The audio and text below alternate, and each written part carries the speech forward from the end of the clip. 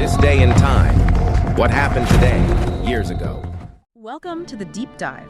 You send us your curiosity and some sources, and we extract the crucial insights to get you well-informed, fast. And today, we're really diving deep into 1453, the fall of Constantinople, a moment that, well, it genuinely changed the world. It really did. And our listener for this one has given us some fantastic material. We've got excerpts from Subduo Constantinople 1453, plus a whole lot of useful background from encyclopedias and history sites, a really solid base to work from. Yeah, it's great stuff. So our mission today is really threefold. First, why did this city, Constantinople, seemingly invincible for, 1,000 years, finally fall to the Ottomans? Right. Second, what made the Ottomans so successful? What was their edge? Okay. And third, why are we still talking about it? Why does 1453 still matter so much today? Exactly. And we know you, our listener, want to get up to speed quickly but properly. You're looking for those connections, those aha moments without getting bogged down. So we're going to unpack all the complexity here, but hopefully in a way that's clear and, frankly, pretty fascinating. Absolutely. So where do we start? I think the crucial thing to grasp right away is that the fall wasn't sudden. It wasn't out of the blue. Right, not like a lightning strike? Not at all. It was really the culmination of centuries of decline within the Byzantine Empire itself, sort of a long, slow weakening that made them vulnerable. So less a knockout blow against a healthy empire, more like the final push against someone already staggering.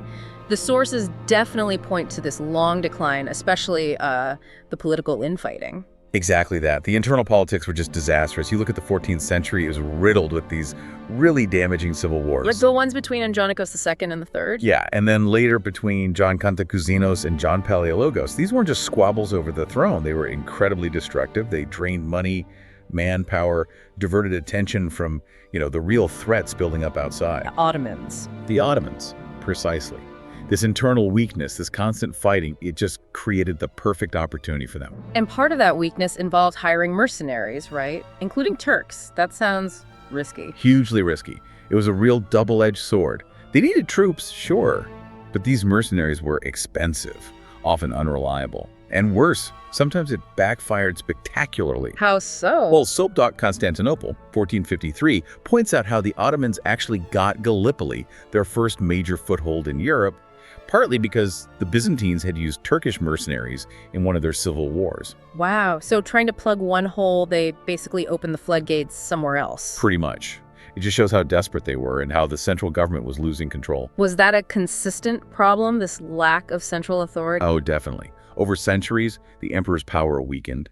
Local lords, regional governors, they gained more independence. It became harder and harder to raise a unified army, implement consistent policy. And succession was always tricky. Always messy. Constant plots, power struggles. It just kept undermining any chance of stability or a strong response to, anything. One source calls it a kind of self-dismantling, which feels pretty accurate. Yeah, that fits. And the military situation seemed to just mirror that political decay. The Thema system collapsing is mentioned as a huge blow. Why was that so important? Themas. Their collapse was, frankly, a disaster. This system had been the bedrock of Byzantine military power for ages. It wasn't just army organization. It linked land ownership with military service. Soldier farmers, basically. Providing local, self-sufficient troops. Exactly. Reliable, cost-effective troops rooted in the land. When that system fell apart, they lost their main source of native soldiers. That's when the reliance on mercenaries really ramped up. And the numbers show it, don't they? Starkly. In its heyday, just one thema, like Thracian, could apparently raise almost 10,000 men. Wow. By 1453. The entire defending force of Constantinople Byzantines and foreigners combined was maybe 7,000, maybe. That difference is just staggering. And the Battle of Manzikert in 1071, that keeps coming up as a key turning point. Manzikert was catastrophic. Losing Anatolia, the empire's heartland, wasn't just losing land. It crippled their recruitment base and their economy. So fewer soldiers, less money. Precisely. Anatolia was where so many soldiers and so much tax revenue came from. Losing it meant even more dependence on those expensive, unreliable mercenaries. And let's not forget the navy that declined drastically too, leaving the seawalls more vulnerable. Okay, so it's a grim picture. Political chaos, military weakness. I'm guessing the economy wasn't exactly booming either. Far from it. Losing rich provinces obviously slashed state income. But another really significant factor was the trade privileges they gave away. To Venice and Genoa, right, those Italian city-states. Yes. Starting centuries earlier, they granted these concessions that basically allowed the Italians to dominate Byzantine trade. They set up shop, like the Genoese in Galata, right across the Golden Horn. So the money wasn't flowing into Byzantine coffers. A huge chunk of it wasn't. The Genoese at Galata were controlling customs duties. Constantinople was still this vital trade hub. Geography dictated that. But the profits were increasingly going to Italian merchants, not the empire. That must have hollowed things out economically. It really did, and you see it reflected in the population decline too. From maybe over 500,000 people at its peak down to, estimates vary, but maybe 50,000, 70,000. Some say even lower by 1453. Incredible. Vast areas inside the walls just empty or turned into farmland. Exactly, a shadow of its former self. And layered on top of all this, the religious divide, the Great Schism. That had long-term consequences, didn't it? Oh, profound consequences. The split in 1054 between the Eastern Orthodox Church and the Roman Catholic Church created this deep, centuries-long mistrust. Which wasn't helped by the Fourth Crusade. Helped. It was poisoned by it. In 1204, Western Crusaders sacked Constantinople, their fellow Christians. That betrayal was never forgotten, never forgiven. It created this intense hostility towards the Latins or Franks. So fast forward to the 1450s, when they desperately need help against the Ottomans. Asking the West means overcoming that huge psychological barrier. Huge barrier. And the West's price for help was religious union submitting to the Pope. Which was massively controversial within Byzantium itself. Massively. You get that famous sentiment, supposedly uttered by a high official, better the Sultan's turban than the Pope's tiara. Many Byzantines genuinely preferred Ottoman rule to Catholic domination. Attempts at union, like the Council of Florence, were deeply unpopular back home. So they were trapped, hostile to the West, threatened by the East. Tragically trapped. Yeah. Deeply divided internally, diplomatically isolated externally. It just left them incredibly vulnerable when Mehmed II came knocking. It really paints a picture of an empire ripe for the taking. Okay, let's pivot then. Let's look at the force that did the taking. The Ottoman Empire. Their rise seems just as remarkable as Byzantium's decline. It really does. A complete contrast. Dynamic, expanding, innovative. While Byzantium was crumbling, the Ottomans were building. They started small, though. A little territory, a Beylik, under Osman Us in Anatolia. How did they grow so fast, so effectively? It was a combination of factors. Smart leadership, military prowess, and being very good at exploiting their neighbors' weaknesses, including Byzantium's civil wars. So they expanded gradually. Gradually, but relentlessly. They absorbed other Turkish groups in Anatolia, then pushed into the Balkans in the mid-14th century.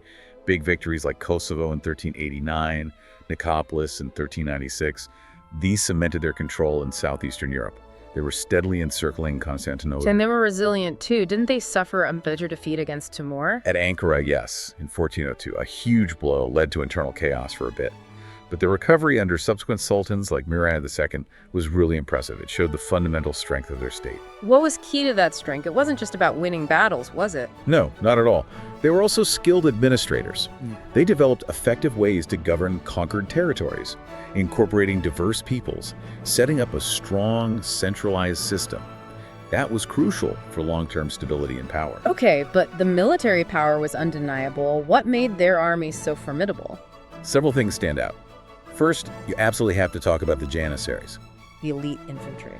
The elite of the elite. Recruited through the Devshirme system, taking young boys, mostly from Christian families in the Balkans, converting them, training them intensely. Creating soldiers loyal only to the Sultan. Exactly. Highly disciplined, fiercely loyal, and very skilled. Crucially, they were early adopters of firearms, like the arquebus. They were essentially one of Europe's first modern standing professional armies. A game changer. A game changer, yeah. And the sources really hammer home their artillery, cannons. Oh, absolutely. The Ottomans grasped the power of gunpowder siege artillery, maybe better than anyone else at the time. They invested heavily. They hired engineers, like Orban the Hungarian. The guy who built the monster cannon. The basilic, yeah. Huge cannon, firing these massive stone balls, like 1,500 pounds. Designed specifically to smash down walls like Constantinople's, even if they were slow to reload. The sheer power, the psychological impact, it was immense. So elite infantry, cutting-edge artillery. What about the rest of the army? Size, organization? Just sheer numbers for one. Mehmed II brought a huge force to Constantinople. Estimates vary, but maybe 50,000 to 80,000 regular troops, plus lots of irregulars. They vastly outnumbered the defenders. 10 to 1, maybe more. Easily. And it wasn't just a mob, it was a well-organized army. Good logistics, too. Keeping that many men supplied for a long siege requires serious organization, and they had it. And they weren't just land-based, the Navy mattered too. They did. They built up a pretty large fleet. Maybe not capable of defeating the best European navies head-on yet, but big enough to blockade Constantinople effectively. Cut off supplies, reinforcements by sea, and, as we'll see, they used it very cleverly during the siege itself. It really sounds like a state-of-the-art military machine for the 15th century. And driving it all was Sultan Mehmed II. He seems like a pivotal figure. Absolutely pivotal. You can't understand 1453 without understanding Mehmed II. He was incredibly intelligent, incredibly ambitious, well-educated history, military strategy, languages. And obsessed with Constantinople from a young age, apparently. I'm completely obsessed. It was the ultimate prize, the fulfillment of an Islamic prophecy, the key to making the Ottoman state a true world empire. He'd even had a brief, difficult reign earlier, which probably taught him a lot. So when he came back to the throne in 1451, he was ready. Oh, he was ready. Only 19, but laser-focused. He saw Constantinople as the strategic linchpin connecting the Ottoman lands in Europe and Asia. It wasn't just conquest, it was essential for the empire's future. And his preparations showed that focus. Meticulous preparations. Building that fortress, Rumeli Hisara, to control the Bosphorus, that was a masterstroke. Gathering the huge army, investing in those massive cannons. It all points to this incredibly determined strategic mind. He wasn't just another sultan. He was the architect of the Ottoman Empire's next great phase, the Conqueror. The Conqueror. Okay, so we see the dynamic Ottomans ready to pounce. But why was this city, Constantinople, the prize? What made it so special, so coveted for centuries? It really was unique, a combination of geography, trade, and symbolism that made it irresistible. Let's start with the location. Its strategic value seems almost mythical. It's hard to overstate it. Sitting on that peninsula, controlling the Bosphorus Strait, the only sea link between the Black Sea and the Mediterranean. It's the literal crossroads of Europe and Asia. So control a city, control the trade routes, and military movements. Absolutely. Militarily and economically, it was the choke point. Plus, it was naturally defensible water on three sides, and then those legendary Theodosian walls on the land side. But that very strength, that strategic importance, also made it the #1 target for any ambitious empire in the region, like the Ottomans. And beyond strategy, it was a massive center for trade, right? Even in decline. Oh, yes. For centuries, it was a vital node on the Silk Road, connecting east and west. Silks, spices, furs, grain. Everything flowed through there. A truly global marketplace, attracting merchants from everywhere. Even diminished, controlling Constantinople meant controlling immense potential wealth. That was a huge motivator for Mehmed. And then there's the symbolic weight. It wasn't just a city, it was an idea. A powerful idea. It was the second Rome, the heart of Eastern Orthodox Christianity for over 1,000 years. Hagia Sophia, the great cathedral, was like the St. Peter's of the East, a hugely significant spiritual center. And a preserver of ancient knowledge. Yes, absolutely. It was a crucial repository for Greek and Roman learning, philosophy, literature, science kept alive through the European Middle Ages. So for the Ottomans, taking it wasn't just military glory, it was a triumph for Islam over the preeminent Christian capital. For Christian Europe, its fall was, well, a catastrophe. A profound shock. And ironically, its fall helped spread that classical knowledge westward, didn't it? It did. The scholars fleeing Constantinople took their manuscripts and knowledge, especially to Italy, giving a significant boost to the Renaissance. A tragic end for Byzantium, but a catalyst elsewhere. Incredible layers of significance. Okay, stage set, weakened Byzantium, powerful Ottomans' ultimate prize. Let's get into the siege itself. Spring 1453. What were Mehmed's opening moves? Mehmed didn't waste time. His preparations were incredibly thorough. We mentioned Rumeli Hisaya, built the year before. That fortress on the Bosphorus was key. It sealed off the Black Sea route, cutting supplies and potential aid from places like Trebizond or Genoese colonies. It showed he'd learned from past failed sieges. And then he brought the army. The sheer scale must have been terrifying for the defenders. Terrifying. Again, estimates vary, but we're talking probably 50,000 to 80,000 regular, well-equipped Ottoman soldiers, plus many thousands more irregulars, auxiliaries, all camped outside the land walls, supported by that efficient logistical train. And the fleet. A big fleet, maybe 100, maybe up to 300 ships, blockading the Sea of Marmara entrance. preventing any relief coming that way. And of course, the cannons. Those giant guns. The stars of the show, in a way. Right. Especially Orban's basilic and other large caliber pieces, they positioned them strategically to batter the weakest points of the walls. Slow firing, yes, sometimes they even blew up, but the impact, literally and psychologically, was enormous, cracking walls that had stood for a millennium. Right. So, facing this onslaught, what did the Byzantines have? They still had the Theodosian walls, these legendary defenses. They did, and those walls were incredible. A triple line of defense, towers, moats, stretching about 6.5 kilometers across the peninsula. For centuries, they'd been the city's salvation. But vulnerable in places. Yes, particularly the middle section, the Mesocakian, where the ground dipped in the Lycos Valley. Right. That became the focus of the heaviest Ottoman attacks. And on the water side, they had the Golden Horn chain. Ah, yes, the big chain across the inlet to keep enemy ships out. Exactly. To protect the weaker seawalls along the northern side of the city, crucial part of their defensive strategy. But the numbers defending these fortifications, they were just desperately low, weren't they? Shockingly low. Maybe 7,000 fighting men in total. Perhaps 5,000 Byzantines and another 2,000 or so foreign volunteers, mostly Genoese, led by Giovanni Giustiniani, and some Venetians, Cretans, even a few others. Some sources put the Byzantine numbers even lower. They were facing odds of at least 10 to 1, possibly much higher. Still, they had capable leaders on the ground. Emperor Constantine XI himself. Constantine XI Paleologos, the last emperor. By all accounts, incredibly brave, personally leading the defense, showing up wherever the fighting was thickest, a real symbol of resistance. And Giovanni Giustiniani, the Genoese expert. Giovanni Giustiniani Longo. He was vital, a skilled soldier, an expert in siege defense. He arrived with about 700 well-armed Genoese troops. Constantine put him in overall command of the land wall defenses. His tactical know-how was invaluable. You also had Lutus Notaras, the Megasdu, Grand Duke, commanding reserves. Did the Byzantines have any artillery to counter the Ottoman guns? Some, yes, but much smaller, fewer, and less powerful. They actually had to be careful firing them because the recoil could damage their own ancient walls. And resources were incredibly tight, dwindling gunpowder, food running low as the siege dragged on. Sounds almost hopeless, yet they held out for nearly 2 months. There must have been moments of resilience. Incredible resilience. In the early stages, they repelled Ottoman infantry assaults, repaired the walls frantically every night under bombardment. Morale definitely ebbed and flowed. I read about some ships breaking through the blockade. Yes. April 20th. 4 Genoese and 1 Byzantine ship managed to fight their way through the Ottoman fleet. A huge morale boost for the besieged city, a real David and Goliath moment.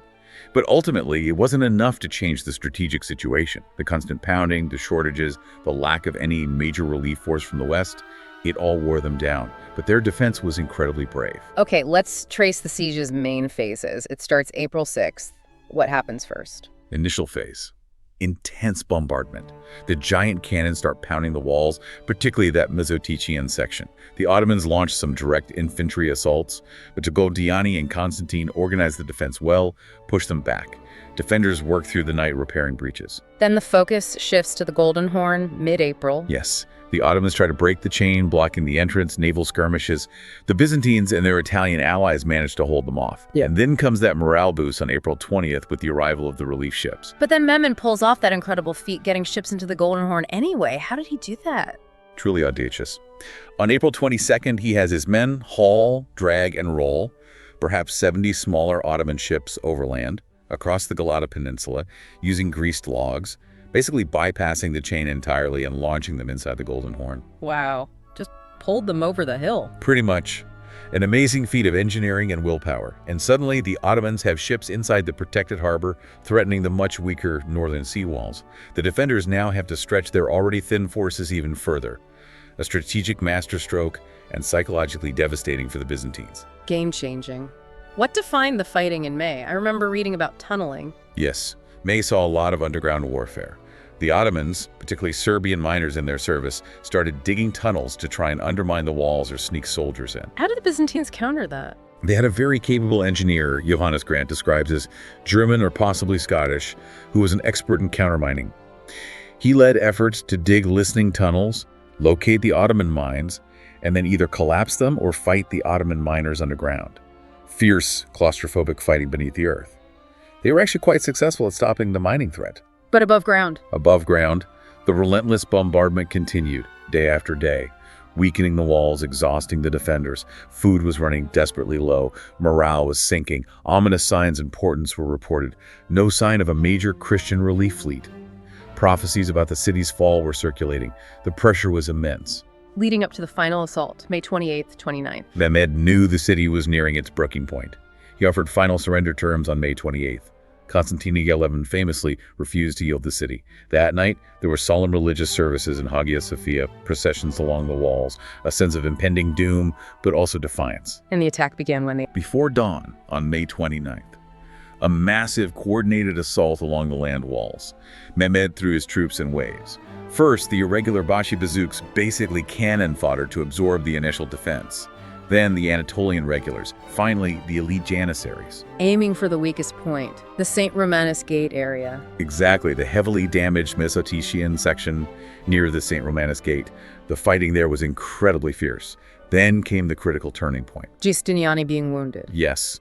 Giovanni Giustiniani, the linchpin of the defense in that sector, was seriously wounded, maybe by a crossbow bolt or a small cannon shot.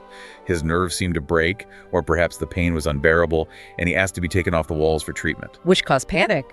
It caused chaos. Seeing their commander leave demoralized the Genoese and others fighting alongside him. The defensive line wavered just as the Janissaries were launching their fiercest push. At almost the same time, there's the story of the Kirkoporta Gate. The small gate left open. Possibly unlocked or maybe breached by a small group. Some Ottoman soldiers got through, raised an Ottoman flag inside the walls, adding to the confusion and panic.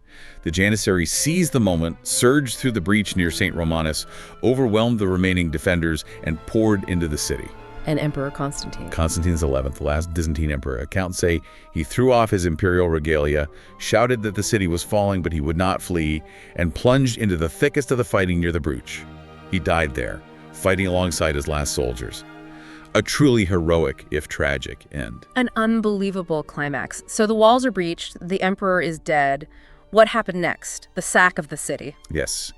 What followed was brutal, though typical for the era after a city resisted a siege. Mehmed had promised his troops 3 days of plunder. 3 days. That was the promise. Some sources say the widespread looting might have been curtailed after the first day, but the initial period was undoubtedly horrific. Widespread killing of civilians, mass enslavement, tens of thousands reportedly taken captive, looting of homes, palaces, and especially churches. Including Hagia Sophia. Hagia Sophia was stripped bare. Precious relics, icons, manuscripts destroyed or carried off. It was a scene of desecration and chaos.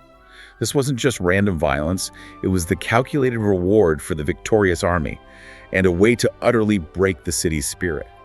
The reports shocked Europe. But Mehmed himself entered the city fairly quickly, didn't he? And started establishing control. He did. He made his triumphal entry, apparently rode his horse into Hagia Sophia. He was reportedly dismayed by some of the destruction, but recognized the need to restore order and make this his capital. Starting with Hagia Sophia's conversion. Almost immediately, it was cleansed, reconsecrated as a mosque, and the first Friday prayer was held there within days. A hugely symbolic act, declaring the city's new Islamic identity. And then rebuilding, repopulating. Yes, that was crucial. He needed the city to function. He initiated policies to bring people back, encouraging, sometimes forcing, Muslims, Christians, and Jews from across the Ottoman Empire to resettle there.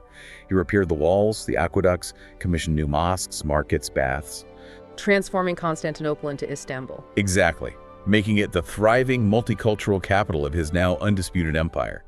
He even allowed the Greek Orthodox Patriarchate to continue, though under his firm control, ensuring some continuity for the Greek population who remained or returned. So a brutal conquest, but also the deliberate foundation of a new imperial center. Looking beyond the immediate aftermath, what were the really major long-term consequences? This event clearly rippled across the world. Oh, the ripples were enormous. Geopolitically, it was seismic. First, obviously, the final end of the Byzantine Empire. The Eastern Roman Empire, lasting over 1,100 years, was gone. And the Ottomans cemented as the major power. Absolutely. It solidified their dominance in the Eastern Mediterranean and the Balkans. They now control the strategic heartland. Mehmed, taking the title Kaiser I Rum Caesar of Rome, showed his ambition. They became the major threat to Christian Europe for centuries. It fundamentally altered the East-West power balance and deepened the Christian-Muslim divide, a geopolitical earthquake. And economically, you mentioned the trade routes earlier. Huge impact. Ottoman control of Constantinople and the Bosphorus meant they controlled the traditional land routes, the Silk Road connection. They could now impose tariffs, regulate trade much more strictly. Making Eastern goods more expensive for Europe. Exactly. And this disruption was a major spur for the Age of Exploration. European powers, especially Portugal and Spain, became desperate to find alternative sea routes to Asia, around Africa, across the Atlantic, to bypass the Ottomans and get direct access to spices and silks. So Columbus and da Gama, partly driven by the fall of Constantinople. It was definitely a significant contributing factor. The economic shockwave played a big role in pushing Europeans out onto the world's oceans, leading eventually to colonial empires. Fascinating connection. What about the cultural and intellectual side? We touched on the fleeing scholars. That was a major consequence. Many Greek scholars, artists, thinkers fled the falling city, taking their knowledge and, crucially, ancient manuscripts with them, especially to Italy. Fueling the Renaissance. Significantly fueling it, yes. This influx of classical Greek texts, Plato, Aristotle, scientific works that had been preserved in Byzantium, gave a massive boost to the intellectual ferment already underway in Renaissance Italy. Philosophy, art, science, all benefited. One civilization's tragedy became another's catalyst. And militarily, did the siege itself teach any lessons? A huge lesson. The power of gunpowder artillery. Constantinople showed dramatically that even the strongest medieval walls couldn't withstand sustained bombardment from modern cannons. Making traditional castles obsolete. Pretty much signaling their obsolescence, yes. It forced European powers to rethink fortification design, leading to lower, thicker walls, bastions angled to deflect cannon fire. It was a key moment in the military revolution of the early modern period. And finally, the religious and symbolic impact must have been immense. Immense on both sides. For Christian Europe, losing Constantinople, the Second Rome, seeing Hagia Sophia become a mosque, it was a profound psychological and religious blow, a symbol of Christian vulnerability. And for the Ottomans and the wider Islamic world, a massive triumph, fulfilling a long-held Islamic ambition, seen by many as fulfilling prophecy. It cemented the Ottoman Sultan's prestige as a great Islamic ruler, a defender and expander of the faith. The religious symbolism resonated for centuries and shaped identities and conflicts profoundly. Hagia Sophia's conversion remains a powerful symbol even today. It's just incredible how interconnected all these consequences are. History isn't neat boxes. Now, when we try to understand this event today, what historical accounts do we rely on? And are historians still debating aspects of it? Oh, definitely. We're fortunate to have quite a few contemporary accounts, but they all come with their own perspectives, their own biases. And yes, historians are definitely still debating the details and interpretations. What about the Byzantine sources, those who lived through it or wrote soon after? They're invaluable, but often deeply colored by the trauma. You have figures like George Francis, who was close to Constantine XI, Ducas, Leonisis Chalkokondyles, who wrote for a European audience, and Critouvulos of Imbros, who actually ended up serving Mehmed II but still lamented the fall. What kind of themes emerge from their writings? Often grief, explanations involving divine punishment or internal divisions, criticism of the lack of Western aid, praise for Constantine's heroism. Ducas, for example, really blamed the anti-Unionists within Byzantium. Francis focused on the lack of help. Critouvulos, despite working for Mehmed, criticized the Sacs' brutality. You have to read them critically, but they offer that essential inside, albeit tragic, perspective. And the Ottoman view? Generally, as you'd expect, celebratory. Sources like Tursun Beg or official letters emphasize Ottoman might, divine blessing, the legitimacy of the conquest from an Islamic standpoint. It's the victor's narrative. And we also have Western accounts, right? Venetians, Genoese who were there. Yes, people like Niccolo Barbaro, a Venetian surgeon, Leonard of Chios, the Catholic archbishop, Jacopo Tetaldi, Cardinal Isidore of Kiev. They provide vivid, often horrific eyewitness details of the siege and sack. Again, they have their own viewpoints, Latin biases, perhaps agendas, and how they portray events. Comparing all these Byzantine, Ottoman, Latin is key. So, given these diverse, sometimes conflicting sources, what are modern historians still debating? Well, some classic questions persist. Was the fall inevitable, given Byzantium's state? Or could things have gone differently? Yeah. How decisive, really, was the Ottoman artillery versus, say, just their overwhelming numbers or Byzantine errors? Interpretations of the key figures. Always. Constantine XI's heroism versus maybe fatalism, Mehmed II's strategic genius versus his ruthlessness. The character of these men is constantly reassessed. And the sack, its severity. Yes, debates continue about just how brutal and extensive the sack was. Yeah. How many were killed versus enslaved? How long did the worst really last? The sources differ. And the long-term impact. Historians still discuss the precise weight and nature of the fall's influence. How much exactly did it boost the Renaissance versus other factors? How direct was the link to the Age of Exploration? How did it reshape East-West relations in the long run? These aren't settled questions. The different narratives and the primary sources naturally feed into these modern debates. It's a very active area of historical study. It really shows history isn't just facts, but ongoing interpretation. Absolutely. And the fall of Constantinople is such a rich, complex event, it invites that constant re-examination. Well, this has been an incredible deep dive into a moment that truly did reshape the map and the course of history. It really did. So just to pull the threads together, 1453 wasn't sudden. It was the endpoint of Byzantium's long internal decay, political, military, economic meeting, the irresistible force of the rising Ottoman Empire. An empire led by the young, brilliant, and utterly determined Sultan Mehmed II, armed with groundbreaking military tech, especially those giant cannons. The siege itself was this epic, desperate struggle. Ottoman ingenuity, like dragging ships overland against incredible Byzantine bravery, personified by Constantine XI, but ultimately overwhelmed by numbers and firepower. And the consequences just radiated outwards. The end of Byzantium, the rise of Ottoman dominance, trade routes disrupted, sparking global exploration, classical knowledge flowing west, fueling the Renaissance, warfare transformed by artillery, and a profound religious and symbolic shift felt for centuries. It's so much more than just a date. It's a story about empires, faith, technology, resilience, collapse. Its echoes are definitely still with us. No doubt about it. It forces you to think about how power shifts, how civilizations interact, how technology changes everything. So maybe a final thought for you, our listener, to mull over after this deep dive. When we see a power that seemed unshakable for centuries finally fall, partly through slow decay, partly through a dynamic new challenge, what does that tell us about change? And are there echoes maybe? Thanks for watching. Like, subscribe, and ring that bell for more history daily.